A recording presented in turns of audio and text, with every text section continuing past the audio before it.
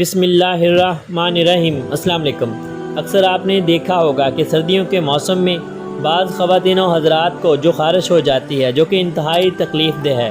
اس حوالے سے آل رسول صلی اللہ علیہ وآلہ وسلم سے ملنے والے اس موتی پر عمل کر لیں، انشاءاللہ آپ کو ہمیشہ کے لیے اس پریشان کن بیماری سے مکمل حفاظت ہو جائے گی۔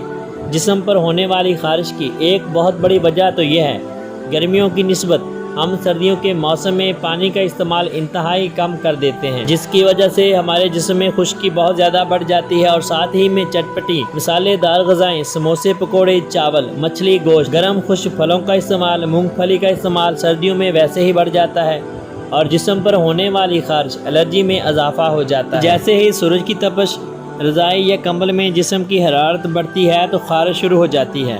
جسم پر ہونے والی خارش کا یہ حصہ سرخ ہو جاتا ہے، اس پر دانے نکلنا شروع ہو جاتے ہیں، جو ہر انسان کے لیے بہت زیادہ تکلیف دہ اور پریشان کن لمحہ ہوتا ہے۔ ادویات سے تو صرف وقتی طور پر ہی سکون ملتا ہے، وہ بھی جب تک میڈیسن کا اثر ہو۔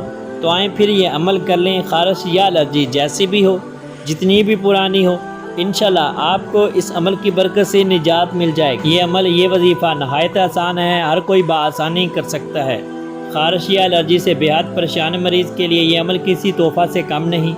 آل رسول صلی اللہ علیہ وآلہ وسلم کی بہت بڑی ہستی فرمانے حضرت ابو عبداللہ امام جعفر صادق سلام اللہ علیہ نے فرمایا کہ صبح شام 7 مرتبہ سورہ قدر پانی پر دم کر کے پلانا خارش کے لیے مفید ہے۔ کیا مشکل ہے محترم ناظرین، دن میں صرف 2 مرتبہ صبح شام کسی بھی وقت 7 مرتبہ سورہ قدر ہر بار بسم اللہ الرحمن الرحیم کے ساتھ پڑھ کر، اور اگر اول آخر درود پاک کے ساتھ پڑھ لیں گے تو فائدہ زیادہ ہوگا۔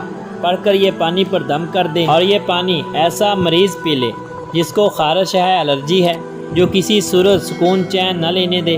اس عمل کی برکت سے انشاءاللہ شفا مل جائے گی۔ خارش یا الرجی کی کوئی بھی قسم ہو، چاہے کتنی ہی پرانی کیوں نہ ہو، آرام آ جائے گا، لیکن یقین کے ساتھ کریں۔